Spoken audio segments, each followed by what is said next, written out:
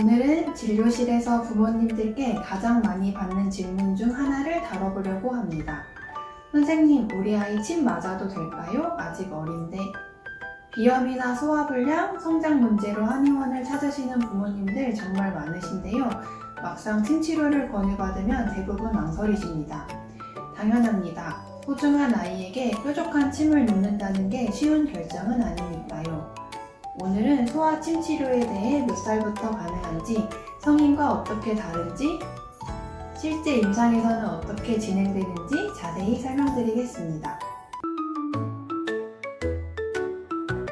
먼저 연령에 대한 질문부터 답변드리겠습니다.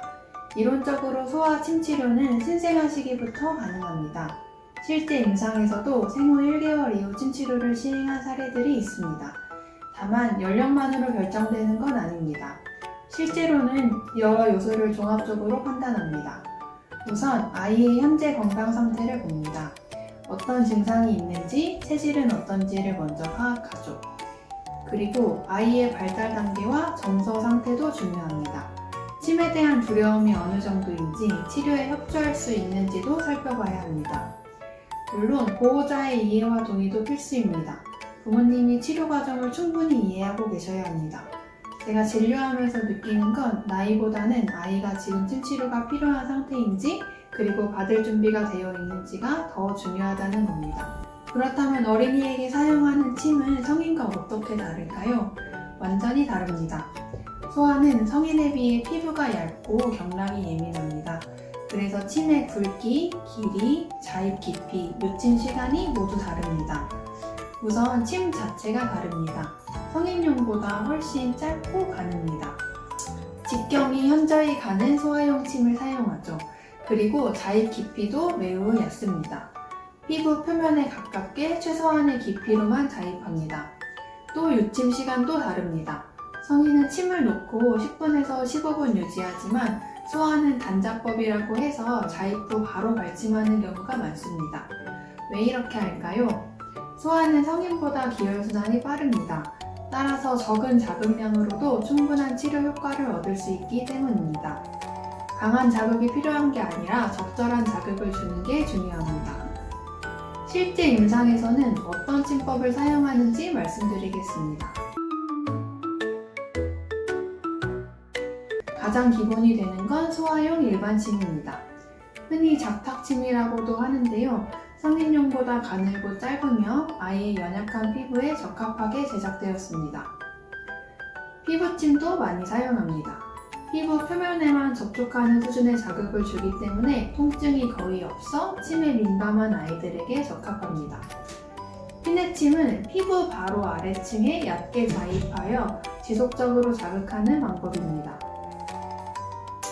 그런데 부모님들이 특히 궁금해하시는 게 있습니다. 선생님, 한의원에서 아이 배에 뭘 붙이고 2시간 있다가 때려요. 그게 뭐예요? 바로 자석침입니다. 침이 아니라 자석을 테이프로 경혈에 부착하는 방식인데요. 그냥 붙이기만 하는데 효과가 있나요? 네, 있습니다. 침처럼 즉각적이고 강한 자극은 아니지만 2시간 동안 지속적으로 경혈에 압력을 가해 기혈순환을 돕습니다. 특히 침을 두려워하는 아이들에게 유용한 대체 방법이죠. 지압침도 있습니다. 물리적 압력만으로 경혈을 자극하는 방법으로 통증이 전혀 없습니다. 그리고 약침도 활용합니다. 한약 추출액을 소량만 경혈에 주입하는 방식인데 침 공포가 심한 아이들에게 사용할 수 있습니다. 솔직하게 실제 임상에서는 대부분의 어린이가 침 치료를 두려워합니다. 이건 당연한 반응입니다. 그래서 많은 경우 침을 놓지 않습니다. 그럼 한의원에서 뭘 하나요? 침 외에도 효과적인 치료법이 많습니다. 아까 말씀드린 자석침이나 비침습적 방법도 있고 소아 추나도 있고 뜸도 활용할 수 있죠. 요즘은 레이저로 경혈을 자극하는 방법도 많이 사용합니다. 전혀 통증이 없으면서도 효과적입니다. 제가 진료하면서 가장 중요하게 생각하는 건 아이에게 트라우마를 주지 않는 것입니다. 억지로 침을 놓아서 아이가 한의원 자체를 무서워하게 만들면 장기적으로 봤을 때 오히려 좋지 않습니다. 그래서 아이의 상태와 협조도를 보면서 가능한 방법을 선택합니다. 치료 효과도 중요하지만 아이가 편안하게 받을 수 있는 방법을 찾는 게 우선입니다.